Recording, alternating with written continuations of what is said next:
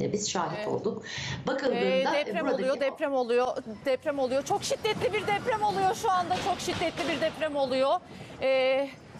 Çok şiddetli bir deprem oluyor. İstanbul'da hissedilen çok şiddetli bir deprem oluyor. Sakin olalım. Çok yüksek bir deprem olduğunu söyleyebiliriz.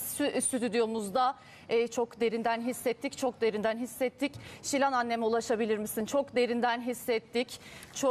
Çok yüksek bir depremin olduğunu söyleyebiliriz.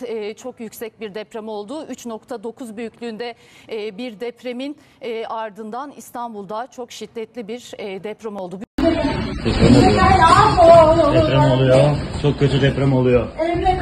Sakin ol, sakin ol. Bu bina sağlam, sakin ol. Bu bina sağlam, sakin ol. Sakin ol, bu bina sağlam. Sakin ol anne.